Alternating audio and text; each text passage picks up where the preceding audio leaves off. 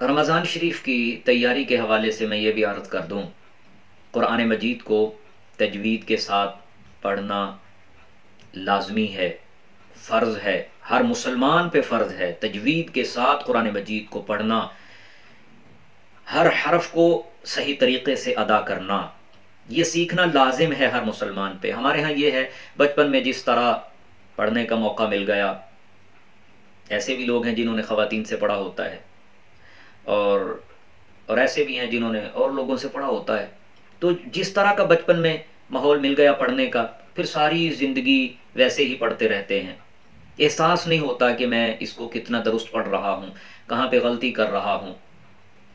تو ایسا نہیں ہونا چاہیے۔ زندگی کے کسی بھی موڑ پہ آپ موجود ہوں، جون سا بھی سال ہو زندگی کا، آپ اس طرف آئیں، کسی بھی مستند قاری صاحب سے رابطہ کریں اور اپنی جو حروف کی ادائیگی ہے اس کو صحیح کر لیں، قرآن کو صحیح طریقے سے پڑھ لیں۔ وَرَتِّلِ الْقُرْآنَ تَرْتِيلًا، میں نے خود ایسے بندے دیکھے ہیں۔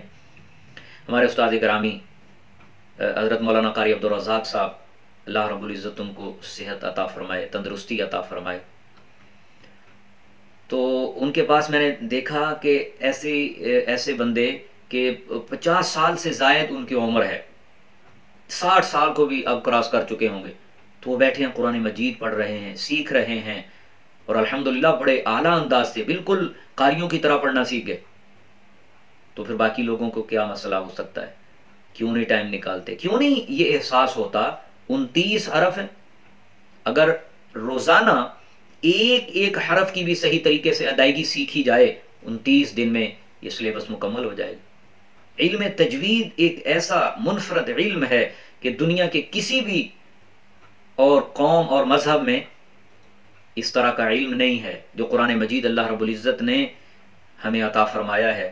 ہر حرف کو کیسے کہاں سے ادا کرنا ہے، مسلمانوں نے اس پہ یہ علم ایجاد کیا، علم تجوید۔ قدر کریں، وَرَتِّلِ الْقُرْآنَ تَرْتِيلًا، قرآن مجید کو ٹھہر ٹھہر کر تجوید کے ساتھ پڑھنا سیکھنا ہر مسلمان پہ فرض ہے، لازم ہے۔ اس چیز کا احساس کریں، رمضان شریف میں اس کا اہتمام کریں۔ دنیا بغیر محنت کے نہیں ملتی، تو دین بھی بغیر محنت کے نہیں ملتا۔